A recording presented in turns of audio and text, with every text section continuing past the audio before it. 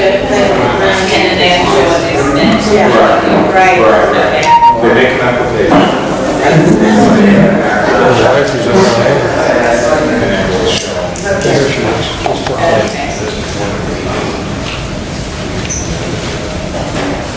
All right, it's 6:30, so we're going to call the meeting to order. First needs the pledge of allegiance. Everybody will stand, please. The flag is out there. I pledge allegiance to the flag of the United States of America and to the republic for which it stands, one nation, under God, indivisible, with liberty and justice for all.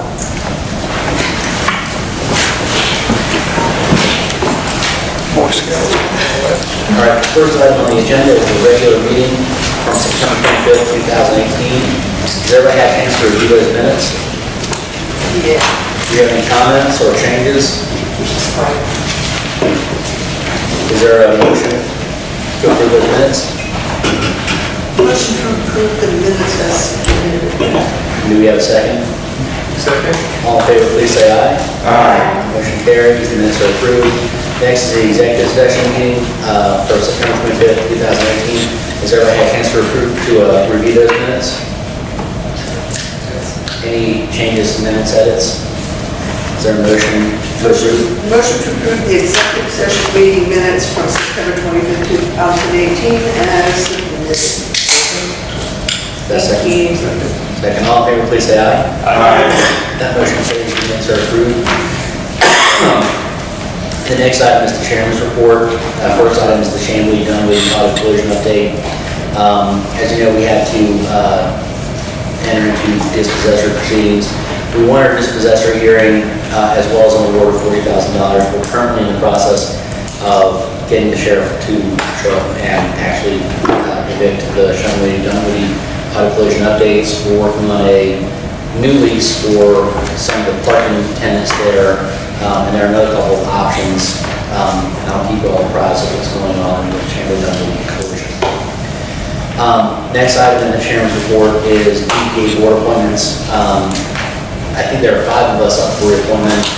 I need to know in the next couple months who's interested in continuing on. There's nothing for us to approve tonight, but just let me know so that before the end of the year we can make our recommendations to city council. There's one more item I do want to mention. It's not on the agenda, but we do have 3 Boy Scouts from Troop 21 here tonight working on their citizenship merit badge. We have Jack Carter, who's my son. We have Dylan Lawson, and we have Theo Pappas, who is dancing. Thank you all for coming tonight. Thank you. Next on the agenda is the financial report. Brian, want to walk us through that? Sure. It's as self-explanatory as an income statement can be. Easy for you to say. No, it's not easy for me to say. I can say something. I know. There actually are some things in here that I want to follow up on. I don't think there's anything significant, but do you have any questions? I'm waiting for you to finish so I can. No, jump on it. So I feel like a broken record. I want to thank y'all for getting the CPA to put the over-under budget line. It's very, very helpful. I feel like a broken record. We still don't have the budget numbers in there. The reason you see some of those over-unders the way they are is because there's no budget item, because we have 2 budgets and that second budget is not in here. For example, the interest expense down at the bottom, we didn't budget 0, we actually have a budget, so, it's not like we overspent. And the professional services, we have a budget, insurance, all those are on the other budget that was not included here, so What I we could get him to add those numbers. What I really like, man, is if the 3 of us can sit down one afternoon or something and really figure out how to better approach this and what we need. That way we can. That's what I was going to suggest. So Laura and I did end up meeting with Spencer. Just had a talking thing, and he basically was saying, like, well, I don't know why you guys have 2 budgets in the first place, and if you do want me to split it, it's going to be additional cost monthly to do that. So He doesn't need to split it, he just needs to add it to this.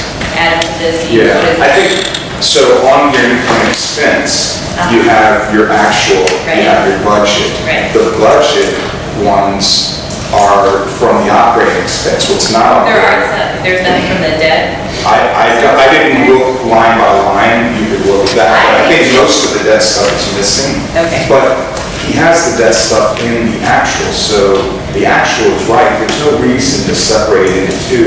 I think the only reason we had two budgets was because when Adam put that together, he thought we needed to keep that information separate. I'm perfectly happy And with there's it. no legal reason why we got two No. separate budgets, right? No. Basically, I've been shipping money back and forth where we need it, so we're kind of all coming from Yeah, the same pot. there's no legal reason, it's just a reporting issue. And by having all the budget items on, it's easier to see the reporting issue and say, okay, yeah, we're doing well, we're not doing well, we're over budget, we're under budget. We'll talk after the meeting, we'll figure out that we can sit down. Perfect. Next week. Thank you. Under old business, we have the parking study. You want to come introduce yourself, give a presentation on that? So, just as a preemptive, is it Roy or Ray? Ray, sorry. So Ray was talking to us at the last minute. Mike was supposed to come here and present. He got a call to go to Lexington tonight, so I said, well, you need to have someone here. But Ray's actually been boots on the ground. He has done a lot of parking counts for us, so he knows the area. So I just wanted to get that heads up here. So we don't have a PowerPoint presentation. Well, I'm Ray Stubblefield, represent Tim Haas and Associates. I'm here, I should say, on behalf of Mike Martindale. I'm going to try to keep this brief after Ray gets it. And if you guys have any questions, just feel free to ask. Well, you should all have received the parking study via email from Casey Jones or Mike. And basically, the inventory map that was covered from Ingersoll and Rand down to Malone, down to Peachtree Industrial Boulevard to Peachtree Road. So what we did is we collected all the data of the on-street and off-street parking. We went through and evaluated, the parking demand need for the area.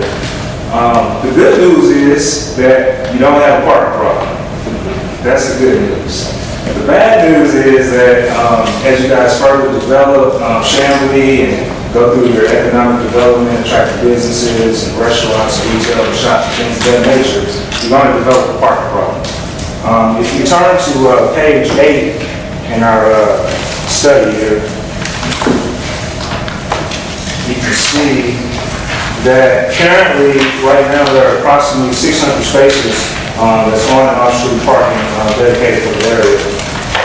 With 42% of the spaces are on-street and 58% are off-street. Now, the city of Chamblee controls 100% of the on-street, and 42% of that on-street inventory is controlled by the city, and the off-street inventory is private development. That's 58% is controlled by private developments around here.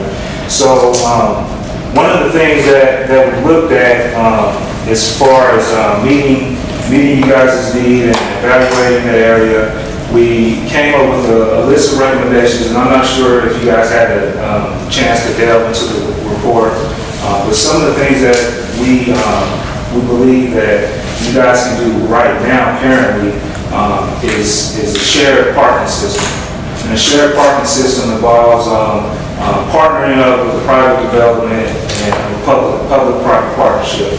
And so basically with the shared parking system, you have the opportunity to partner with a private developer, and when they're not using the spaces, let's say from 8 to 5 business hours, typically for them, but as new restaurants open, similar southbound, or new retail shops come in, you guys can partner with them and allocate, those hours, after business hours for that private lot to be parked on for public parking use. So that is one option that you do have, is a shared parking system. Before you go any further, I would like to speak to that because I am the city council representative. Yes, ma'am. We do that. Okay. So I'm a little perturbed that that is not something that you are aware of in this parking study. Okay. Because this is something that we do very regularly with these businesses up and down here. Number one. And number two, there is a parking problem. with some of our businesses. Now, they, on the one hand, do complain more so than maybe is fair, but on the other hand, they do have a problem. Because the city has parking on street and there are private spaces. But I don't want it to be perceived in any way, shape, or form that the city has not tried to address this. Sure. That's where I'm going with this. Yes, ma'am. And when I was navigating that area and driving through, particularly one area that I can see that there is a parking problem is the Peachtree Road retail area. It's right there on the corner of Peachtree and Miller, I believe. Yes, that's a parking problem. It's private, it's a public lot, but it's also private restricted areas back there as well as also areas for deliveries and everything like that. So yes, that area specifically is a parking problem. We do have a parking issue in that area particularly. Now, along Miller, when I was driving through there during the peak hours, peak demand hours, if you look on page 9, you can see that, or actually it's Pierce, excuse me, along Pierce, you can see that that's not restricted parking, and that out of the 62 spaces that we documented, only 7 were filled at 10 a.m., and only 5 were filled at noon, and 7 filled at 2 p.m. And those, along that at Pierce Street, you have all of the on-street parking that is available right now. Now, there's an opportunity there for that to fill up eventually. Again, as I said, as you bring new businesses into the area and new multi-family residential homes up around here. I think you're right about Miller though, but not Miller, but actually Malone. Yes, Malone. Malone is a big issue, and part of the problem in Malone is that there's construction going on. Those people have been told they can't park there, but there's also some private businesses, Comcast one of them, and there's an engineering firm, is the other one. I think Comcast is the biggest issue. But there are some retail businesses there that miss out on parking, and they've got clients that are complaining that they can't park right in front of the business that they want to go to get their hair done, buy their clothing or whatever. And so I think that we've got a twofold problem. One of them is projected into the future, but the other one is today. Sure. And I think that we've got to be very careful not to forget about today. Absolutely. Absolutely. Well, one of the strategies, another strategy that you can use, and I'm sure for anyone that lives around Atlanta, you've seen it downtown Atlanta, where they have park mobile systems and parking kiosk system, and where people can go in and use their mobile device and technology to reserve a parking spot prior to them even parking in the space, and with updates or whatnot. So if those businesses are having a problem, that's one way to regulate that system. Another way to regulate that as well is by using a parking management consulting firm, and that's something that can take you also into the future as well, where we indicated in our report where the CDDA would bear the responsibility of managing and controlling parking similar to a parking authority. However, by the use of a parking consultant, a parking management firm, they're able to take that burden off your shoulders. And they're able to regulate the parking, they're able to maintain the lots, they're able to make sure that they're always accessible, that the turnover rate stays high. And another technology that they're able to use is the what they call license plate recognition. And so, because I did read this. Okay. We have LPRs. Okay. Our police have LPRs. We have invested. Okay. I would ask you and your company to recommend to our police department how we can properly utilize those on the parking situation, because I don't think that our police department has the knowledge. I mean, we're monitoring who comes in and out of our city, but we're not monitoring the parking. So that would be something I would like for your company to do for us, which is specifically, how can the police department utilize the equipment that we already have to deal with 2-hour, 4-hour on-street parking? I thought those readers were just at the entrances to They're not in Police county. have it in their cars. They're in the process. Right, okay. Who So you're saying as they drive around? Nobody, I think, so the point, by your reaction, I would assume the answer is nobody's Yeah. going to Well, we do, but we don't have designated officers that do that. So that gets you to the point of, do you hire somebody to do Which that? was one of the recommendations that I believe I read in here, Right. was having dedicated parking enforcement staff. Yes, yes, and that's that's also an aspect of the parking management, that will be that parking enforcement force for the counties. So they go through and make sure that people are not staying longer than they need to. Right. So I would guess that probably some of these areas, in the select areas where we really do have a parking problem, it's as much a management problem as anything else. And It absolutely is. so, the city finding a way to have dedicated, maybe we do need somebody to do this. Or to hire that company that is like the park. My concern is, and you may be able to address this a little bit more, that we don't really have enough managed areas right now, or areas that have a parking issue to require management, that would really support staff to manage them. Right. There's only a couple Right. streets, until we get to the point that a lot of our parking hits that 85% level of occupancy. Sure. Until enough of our parking hits that level, you really can't start managing and start, there's no point in putting meters in until No, I you've agree. got enough. I agree. Or do we say, where is the jumping off point where we say, we actually need to have another officer? Where's that jumping off point? Yeah. And I would like to see that addressed by somebody doing the study, because we're in a state of flux. We're going to have some parking decks that are going to have shared parking within a year. Sure. But in the meantime, we've got some stressed business owners that are upset now. Well, I think one of the in-between solutions that they talked about in the study was increasing signage. That's something that we need to do and can do without having to go through the budget process of hiring somebody else. Because I think one of the things that stood out to me in the study was that Pierce Drive, the numbers seem really low, and I was talking to Casey about it, and he said one of the reasons the numbers get so thrown off is because they're counting parking spaces all the way down towards Peachtree Boulevard, right? People don't park there when they're going to the restaurants closer to Peachtree Road.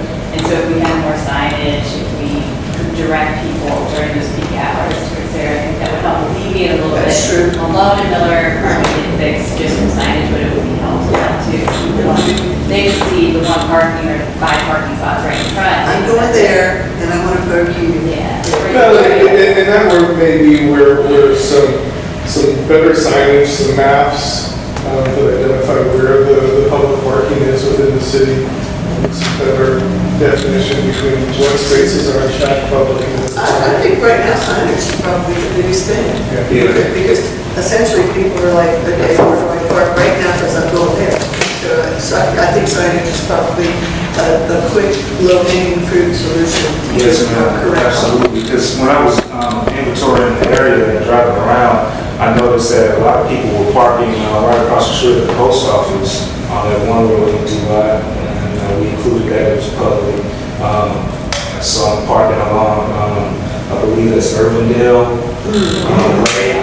They were parking along there, and then maybe saw in the rain, there was no one parking during the day. Now at nighttime, there's nightlife activity or something like that.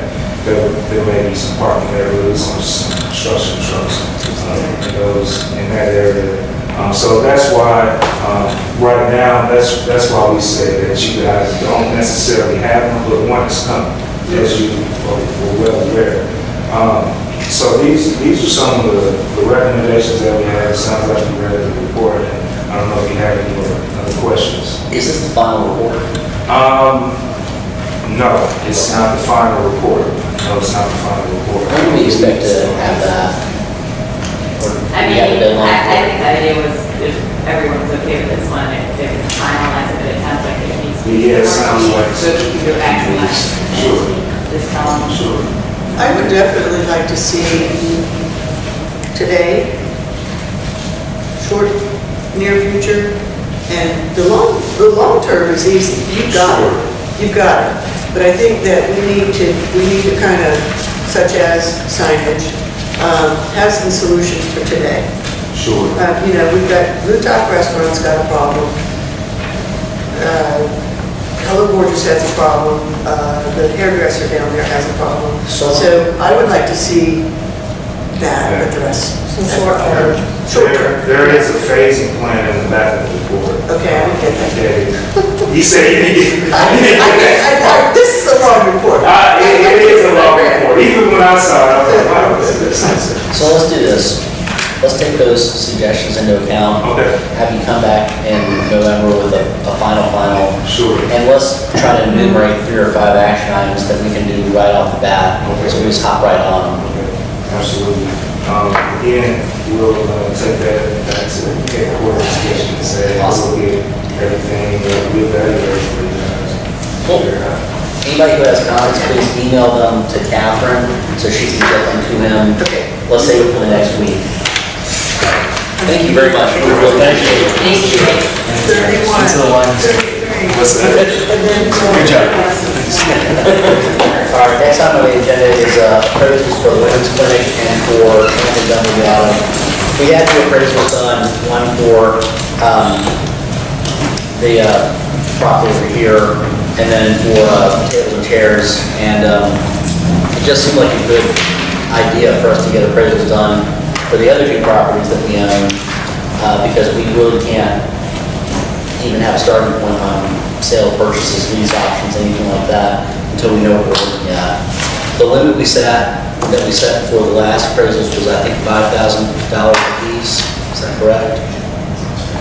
So I propose that we set a similar appraisal cost, something less than that number, and then go ahead and authorize us to go ahead and get those done so we have that data in our pocket should we need it. And I would expect we will in the next, 5 or 6 months. Sound like a plan? Is there any other property that This, we have so, that was under the appraisal? The only one we don't have is for this parking lot next door, that's the only one. full vintage. The one that's vintage. Yeah, I don't think we but I don't think we need one for that. Well, that has a structure too. And yeah, That's 2 warehouse, structures. there's some easement issues there, so I don't think we're going to be talking about it. Try to get it. Well, I think there's not really any discussion on disposing of that property. No. It's not practical considering what it's next to and what else has to happen. Yeah. So I would request a motion to approve up to $5,000 per appraisal for those 2 properties, and then we'll have that data here in a moment. So moved. Second. All in favor, please say aye. Aye. Motion carries, thank you.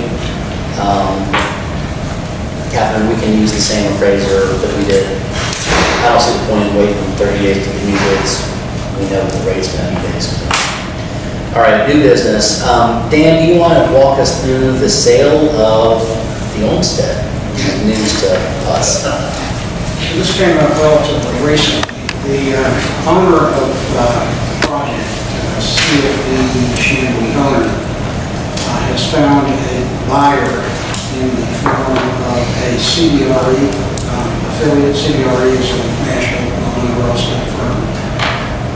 Our entity that would be the buyer is CPUS Chambly LP, which is available in the partnership. We have limited information. We have facts, which basically CDRE financials. We prepared in a hurry because we were closing it was projected for day after tomorrow. I understand now it's not. Prepared documents based on those that are consistent with DEA policy, mainly taken from the Pittsburgh Crossing transaction, which you may remember was got a lot of attention. Yes. We sent those out on Sunday, sent Dave a copy, and got comments back today, made some changes this afternoon. I had a change that was requested, and you were sent, I don't have the authority, board members have copies, revised transaction documents. The primary documents are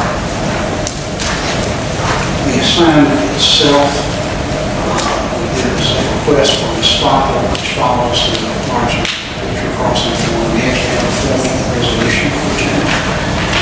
There are a variety of other things that are involved with this. This is a closing index. A lot of these are ancillary documents that are just really needed for closing.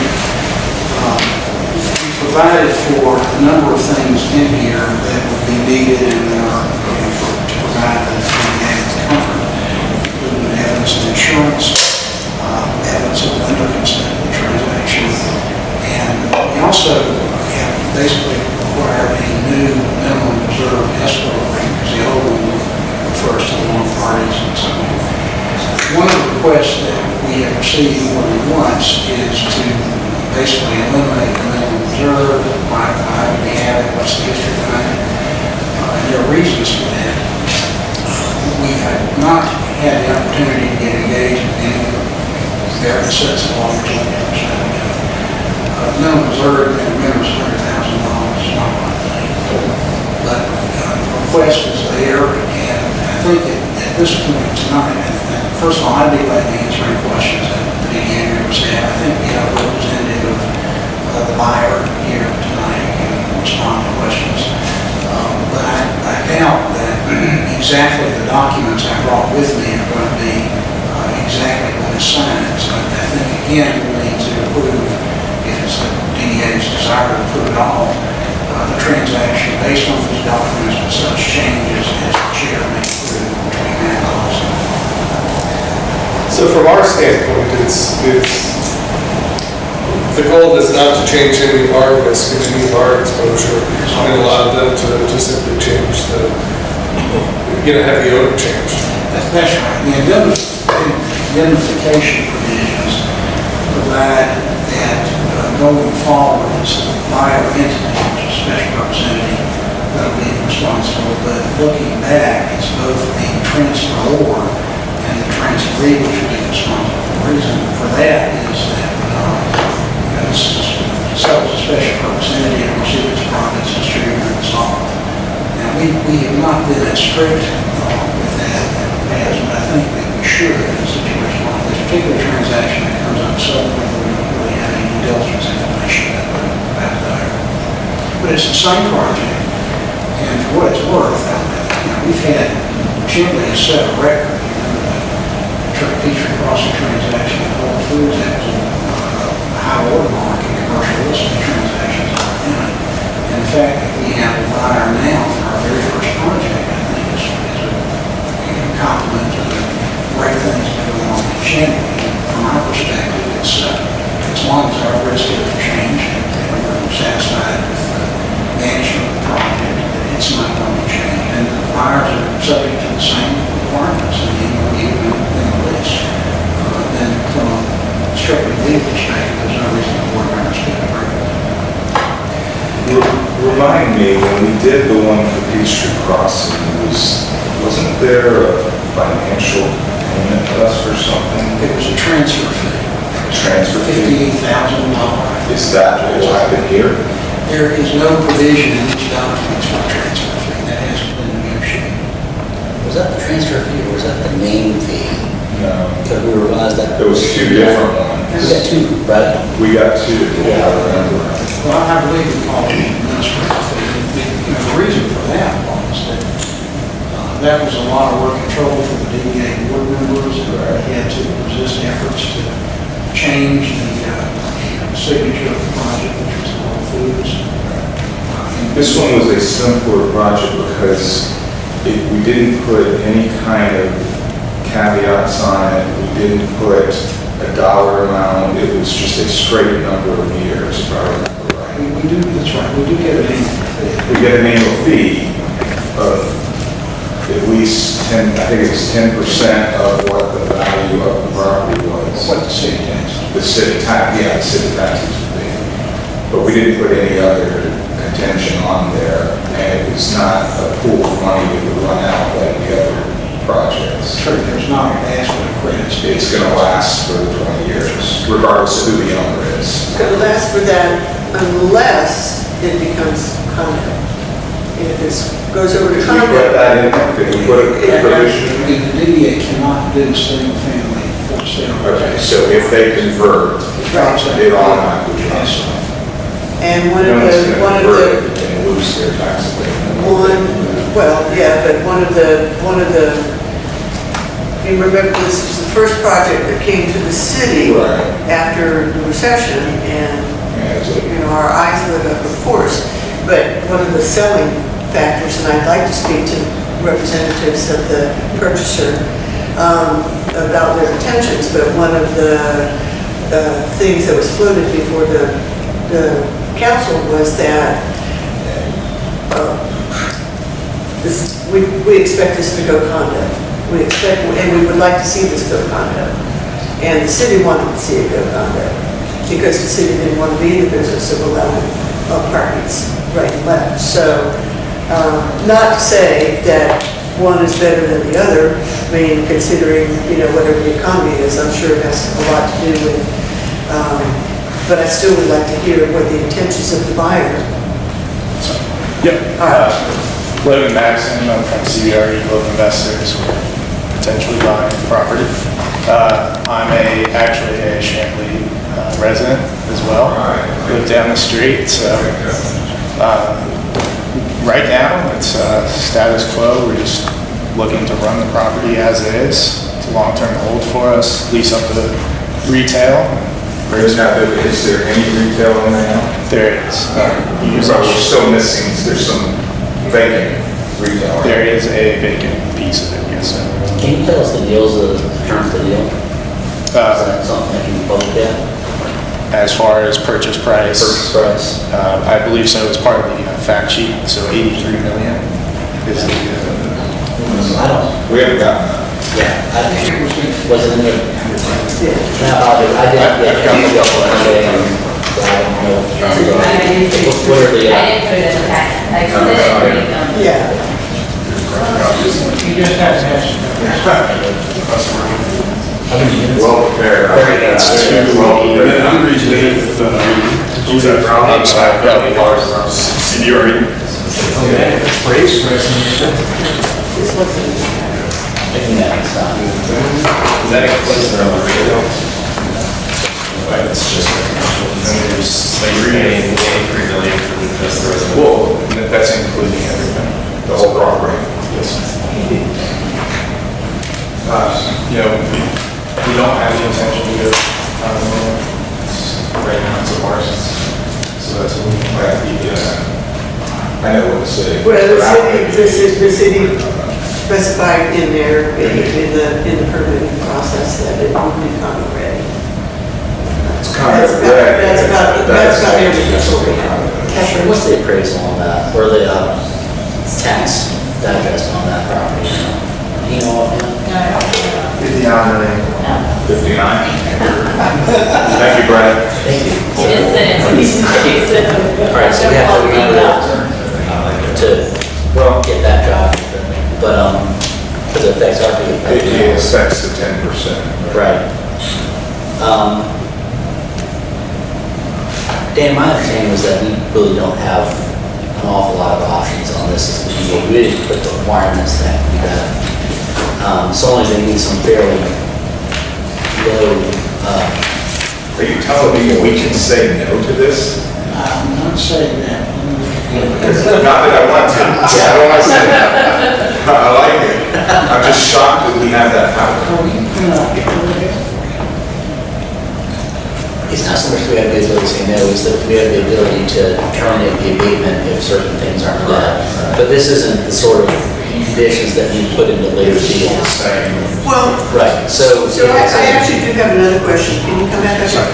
Because, when the old site was built, the entity that built it was not in the, they were not retail sellers. We forced them to build retail, but they were not, that was not their thing, if you will. So I think we probably got minimal effort from them to market the retail space. What's your take on that? What's your So we have background? extensive experience with retail as well. Yeah. Personally, I work on multifamily team, So it's all residential. We do have a number of mixed-use properties that have a little bit of in the 6 to 7 range. But we are also using a retail broker. We visited with CDDA October, there's a couple very big firms around Atlanta. So we're confident that it will be something. Cool, that's good. I'd like to hear that. Okay, sir. Leslie, Brett Oliver with CF Real Estate Services. So on the retail, we do have the existing Yuzu Sushi is in place. Robo Cantina is a 3,000 square foot restaurant they just got their permits. They're going to start to build out in next week. I would say, and then the additional, I think we've got 5,000 square feet, 4,000 square feet more retail. I don't think it's from a lack of effort or from a lack of focus. I mean, I will say we've been selective. We try to be very selective in who we let into the development, just want to make sure that it really fit with the community vibe that we wanted to create. Because there's a lot of interest from a lot of retailers that we didn't necessarily think would be something that would make us all sort of proud of it all. So, but I'm sure these guys are going to come in and do good work with it. But I think we've got the two anchor spaces that are going to be really help to thrive. Okay. So, hope that helps. Brett, what's the current occupancy on the multifamily market? It's 95%. Yeah, it's going really well. The renewals have been great. I mean, so we have the sense of community and all that that's there. It's something.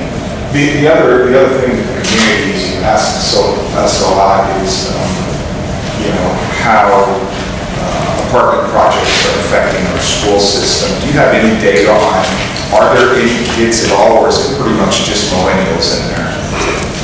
I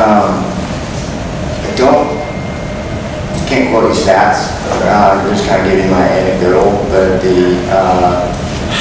do not believe there's actually a lot of kids living within the complex. Would that be something, a piece of data that Probably something we could. I just think it would be I'm good not for sure us to what be able to. allowed to publish for fair housing and stuff like that. I want to make sure I'm not getting myself in trouble. Sure. But I think, yeah. Okay. Yeah, I don't want you to get in trouble, just whatever you can give us, I think would be helpful as we talk with the community, because we do get a lot of grief on our end, and it would be nice to be able to say, hey, listen. Yeah. Those studies are required. It's fine, I don't know what the numbers are, that's what I'm asking. Okay. Yeah, no problem. You can email me that. We could, if everyone's satisfied with the sign, can we make it bigger? Flash. Yeah, flash. I'd be able to sign. Get that through. Maybe a second sign on the other corner. What are your reals rents right now?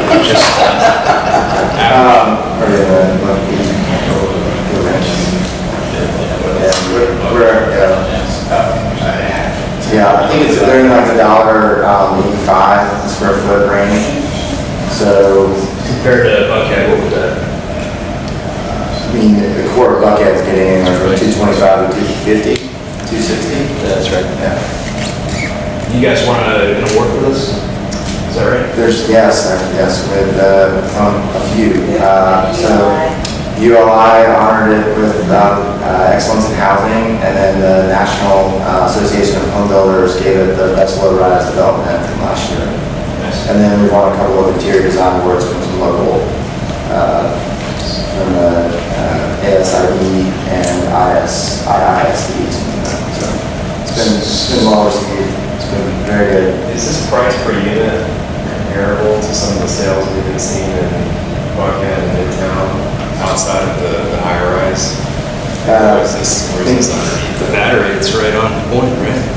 Yeah, I think the abatement, I can't speak to how these guys are valuing it all, but I can say, I think from the apartments, it's a very strong number from, it's not going to be the same as being in Buckhead or Midtown just because the rent point is lower, but I'd say it's a very solid transaction there.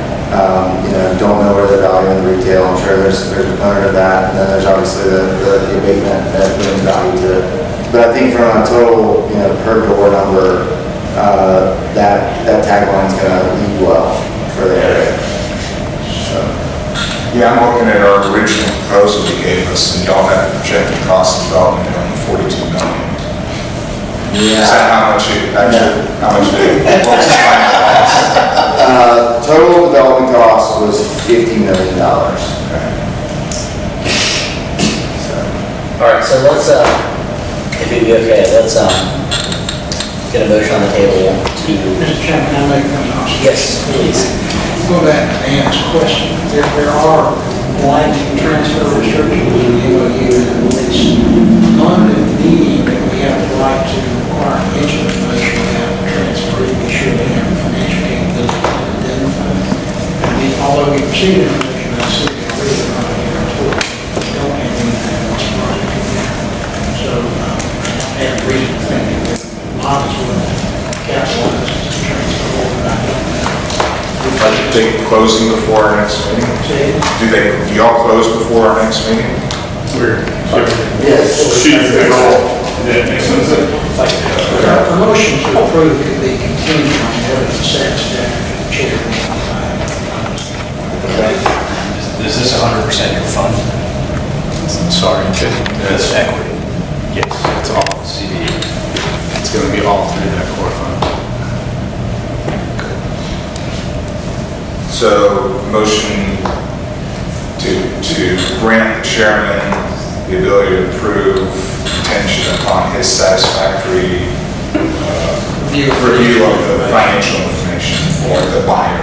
And to be able to make changes as necessary. There's actually a resolution that is part of the package which the board could adopt with those additions, and we'll make sure that the final version of the resolution goes with the minutes, retains the ability of the chair to view and approve financial information, the ability of the chair to make changes as necessary. Motion, so. All in favor, please say aye. Aye. Motion carries. Thank you very much. Sorry, I've been a little behind. I know where to do. Congrats. Yes. Thank you, community.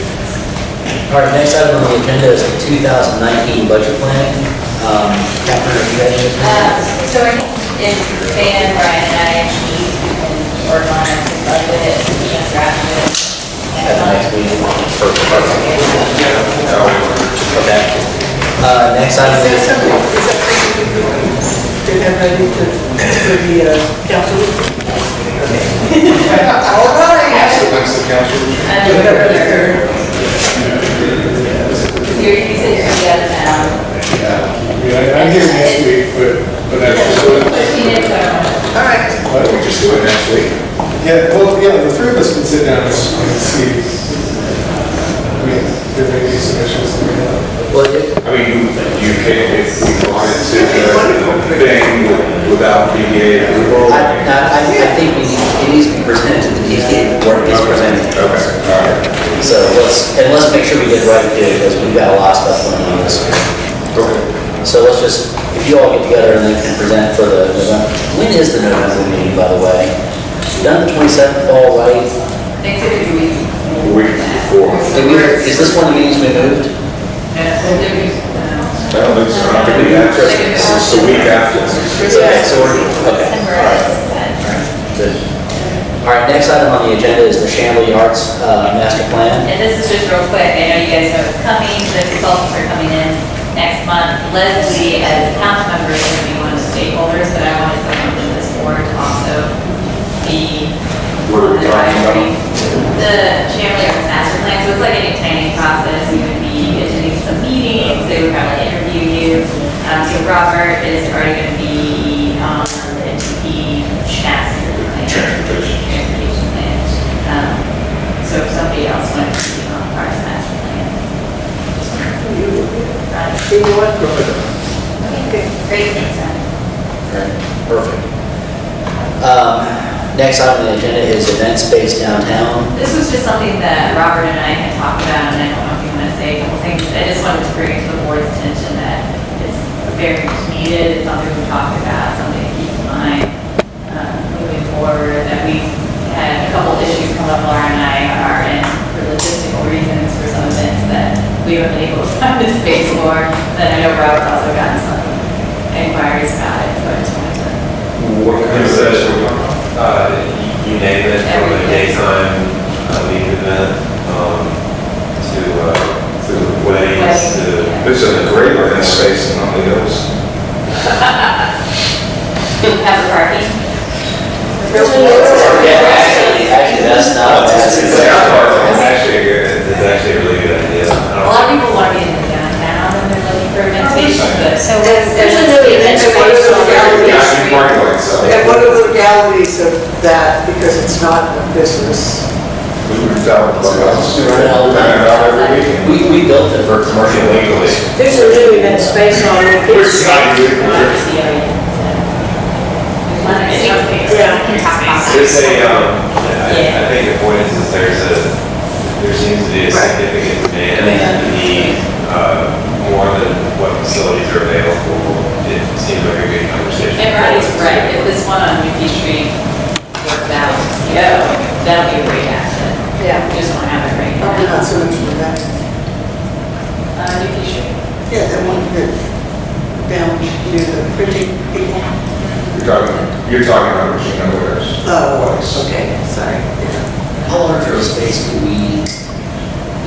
Well, I think that it bears, I think that this is something that probably ought to go with the arts master. Because that's, Well, possibly, but it could be separate as well. Well, so wait, I mean, how large of a space are we? I mean, varying, everything from large weddings, even like group of 50 for a business. So maybe a space that Or something. could be divided into smaller spaces. kind of thing? Yeah. Okay. I mean, there really is no space Right. right now of any size for any group to come in. Because I had a request from an attorney who's working with some folks, and they just needed meeting space for 20 people here. And there was really no place in Chamblee for us to accommodate them. because our civic center doesn't quite do it. Well, Sucks, I have to say. Switch yards. It's not an immediate thing, but. Yeah, we did meet with him. I met with him and Taylor this week. That's what they kind of do, is it's co-working, but it's also kind of gathering place for the community to do all kinds of stuff. Where is this going? We don't know yet, but they have their main locations in downtown. They're looking for some of that. It's a great use, great idea. And I think he might be presenting something at some point to the group, but that's not immediate. So what I'm hearing is that there's the demand, and we need to keep the demand in mind as we're considering projects in the future. Yeah. There's an opportunity, especially with properties that we have in the inventory, and talking about how eager those are.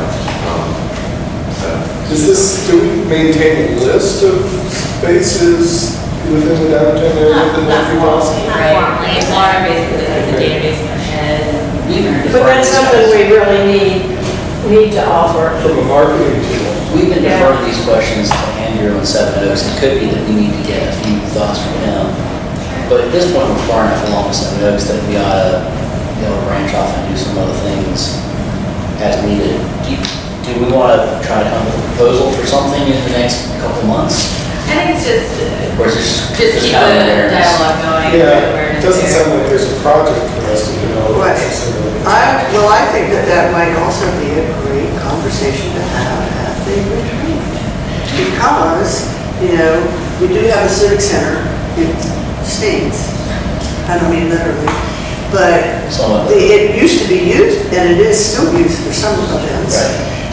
It gets used a lot as default, because Yeah. default is there. So is this something that the city would be interested in investing in the very near future, because we have an immediate need, or, Is the city programming a space equivalent to the civic center as a part of their conversations about the new city hall? I mean, there'd be council chambers. for the not boards that having are that like conversation, that been depth, yes. Okay. Then the third, Anything the city is doing is still a couple of years, a few years down the road. Okay. I think what she's talking about is something to bridge the gap. yeah, Because even, whatever happens over here is still a couple years away from yeah. being available. So a couple things I want to keep in mind is we do have a couple of businesses that can that maybe in the future that can also double as event spaces. And, I don't want to disclose them yet because they're not finalized yet. So that's one thing. The other thing that we need to think about is the parking situation, going back to our conversation, is that it requires a lot of parking for an event space that we just don't have here yet, or may ever have, just depending on how we work it out. So we need to be aware of that ahead of time so that when we're building these structures, shared parking situations, that they do require quite a bit. It does seem like we would be able to partner possibly with Southbound, and possibly with Hot Sticks for some smaller, Yes, because they do have event space. Well, I think there are probably a number of businesses that have space that would be available if they're willing to share it. And if we just had an inventory, so when something comes up, somebody asks, we have something we can hand them, Or even put on our website. Well, I think maybe talking with the co-working space and also talking with the project, the park side, I get them mixed up, project right down from there, because they've got that the interior parking space. So does the park side, they have the other interior parking space, they've had weddings in there before. Yeah, Lauren's directed some people to the Yeah, project. so- I mean, we've gone after all of them, but anything is a good idea to have a. Have an inventory, absolutely. Yeah. All right. So let's just keep that in mind. Next item on the agenda is the vintage fence repairs. Yes, so this is in your packet. That's one page. There's a proposal to fix that fence because it's looking rough. It's like Which finish are we talking about? right in front of Vintage Pizza Park. It'll clean them, It prevents people from walking from the parking lot across the street. So like a big chunk of it was taken out recently. It was like a car hit it. It's not looked great for a while, so this is a proposal for fixing it. We also have, I guess we have the option too, to remove it, but then we can probably do a little bit of landscaping there. Another issue there is the lighting. There's hardly any, especially if it's cut through from the parking lot out into Vintage's parking lot. It's dangerous at night. And the striping is dangerous because it's not very clear anymore. Does the lease identify who is supposed to maintain the lighting or the parking strategy? So really simple lease, I think that's all So the short answer is no. Do you know when that lease is up? next September. So, here. So let's go ahead and replace the fence. Seems like if we're gonna spend that money on landscaping or fence. But I think we Fence probably looks need to, nice. from a liability standpoint, we probably really need to look at the lighting as well. And it's going to be several years before that project. This is set price or? This is, Just so our an public estimate. works department asked for a set price. I'm just asking if I should make a motion of 2240 or not to exceed. That sure looks like a firm price. Yeah, 2250. Yeah, but now that I'm looking at it, it looks like they don't have the big panel that was missing. Well, I don't know, you know, those were missing, right? Catherine, what would the city prefer for that? Would the city prefer a fence? Would the city prefer landscaping? I mean, we're doing all this, let's make it look nice. Yeah, I mean, that's the preference to make it look nice. From a design standpoint, I think the fence does a pretty good job, because otherwise you're going to have people cutting straight through that landscaping. Yeah. The topography is not necessarily. We have to Force them to stay on site. maintain the landscaping as well. I don't think it needs to be re-landscaped, I think it just needs to be cleaned up. I think also next to the building needs to be cleaned, the warehouse building needs to be cleaned up, because that's all junk that has, and somebody could hide back in there. But I do agree, I think we probably ought to look into some lighting. You guys want me to price that out? Yep. Motion to spend 2240 to fix the fence at the, Before we do that, why don't we wait till next month and get maybe a comprehensive Yeah, price. Would you mind? No, but it's gonna be it's gonna be different companies that do the fence versus NLA. You're not, So why wait to do the fence? is there any reason? No, we know it's really bad. So I think it's super better. I'll second it. Just have it done. Well, yeah, let's get the fence done, and why don't we find out if who's doing our landscaping now? Not Ty, but the other company. Russell's doing Yeah, let's right away. see about them doing just clean up on there, and then also look into lighting and addressing them. All right, so we have a motion and we have a second. Let's have a vote all in favor of approving this proposal, say aye. Motion carries, thank you. Last item on the agenda for tonight is branding. I had this added because I think the DDA's moving forward has got to start doing more branding of the town center and what we're doing. It's not really incumbent upon the city because we're separate from the city, although we have to work with the city on it. I would like to form a branding subcommittee to just explore some options and start getting things going.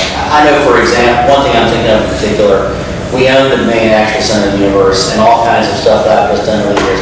I haven't been able to do anything with it because I just don't have time. And that's a loss of branding opportunities, you know, for example. Another thing, I know Van had mentioned this, down at the bottom of American, we could put Or broad, yeah. a sign Just says, signage telling people to come to our downtown. you know, just spitballing a few things, but we don't really have any ongoing conversation about that. And I think if somebody heads up something, then, Well, I think in the long run, what we're gonna wind up doing is hiring a consultant to do a signage study, a wayfinding study for the downtown. That could roll parking in, that could roll, you know, all of those things into. I think the idea that Dave has is a good one, though, to have a committee that can start talking about these things so that we, as a group, don't have to spend, you know, all night throwing out ideas. So the subcommittee talk about that, then maybe come with some ideas. And then you're right, at some point, some third-party companies are going to have to be brought in. It's not far out there as well. We need to get a consultant to do that. But is this not something that the Discovery Cab should be involved with? I think it depends. They're very restricted in how they can spend their money and ask you specifically to put as embedded. So, Yeah. I mean, I We're think. talking about branding more than just Yeah. people that come to hotels. Okay. But a full-on brand plan. I think this would also encompass making proposals, you know, to Discovery Cab and other organizations, you know, grants, things of that nature. I just think a subcommittee is the way to go to get us. Yeah, as well as like in this parking study, they have, you know, signage about parking. I think that's something that the subcommittee can talk about so that the DDA can make recommendations to council. Absolutely. Because ultimately, a lot of that signage is going to have to be approved by the council, obviously. Why don't we put up a sign? That is a subcommittee issue. I don't But know. it is something. Come on, man. How many city towns? So do we need to, We can do wraps, we just approved it. Dan, do we have to actually physically vote to create a subcommittee? Could I make a suggestion? Please let me point something out, that if you create a legal subcommittee, it's subject to open meetings and open records. Sure. It's like the board is, so, Sure. okay. Yeah, That's fine. I think it's wise. Yes, well, I'm gonna give you a yes, the chair can probably appoint a committee, but there's no reason not to have a board vote. And that committee can have people other than just CDA members on it. Maybe what we need to do is call it an advisory committee. And then, well, if it is a committee legally recognized by the DDA, then it is subject to open meetings and records, notwithstanding that you have non-board members, and in fact, you have one that has no board members on it, it's still subject to open meetings and records. Just like when we had the committees for the Main Street before Right. shut down Main But Street. does this need to be that formal, or, because they're not, Yeah. are they voting? Is there a mechanism to do No, no, that? they're You're not voting. They're gonna make recommendations to us, It's not gonna be and like You open. can't have an organized group that perhaps the chair could ask a board member to assume some leadership in it and report back, and that board member could gather his or her friends together to talk about it in an informal, unorganized, documented manner. I'd be glad to take that responsibility. I'm fine with that. I do want everything to run up through the committee. I don't think we want to have a freestanding committee that we formed and then set loose. So it needs to run up under something. Suggestion, don't call it a committee. Okay. Discussion group? Book club? That's it. The DDA book club. All right, so yes on voting as a group to create. Not to, Okay. No, no need to vote on it. Don't need to vote, just the chairman. the decision tree begins this way, committee or no. If it's no committee, then there's no vote. The chair would ask someone who had confidence to. But it still has to follow the open records, Not if it's not a committee. not if it's not. And that's the point that there's no board vote. Is there a maximum number of DDA members who could be in attendance without triggering open records? You could have a committee subject to the rules of no board members. No, he's saying. I'm saying if we could he's saying sort this in a room if talking four of about us stuff. end up showing up. This is not, this is not, this is appointed, but not I like elected. that. You like that question? I like that. I mean, you could have a committee of 3 and, well, make it 4, make it 5, and if only 2 showed up. And that gets kind of like, well, it's only got 7 members. Where do y'all want to do? So it sounds like what we need is an informal study group. Done. All right, that answers that. With that, let's move to public comment to the remainder of the public. Does anybody have something? This is your time to stand up, introduce yourselves, say whatever you want to say. We're glad you're here and we welcome your comments. All right, so with no public comment, we do have a need for an executive session to discuss potential real estate transactions. Do we have a motion, please? Motion to go into executive session to discuss real estate matter. Second. All in favor, please say aye. Aye. All right, we will go to executive session. Executive session, do we have a motion to adjourn for that? Motion to adjourn. All in favor? We're in open session. All the motions, Motion to adjourn. all in favor? Aye. We're adjourned. I've never known a motion to adjourn to fail.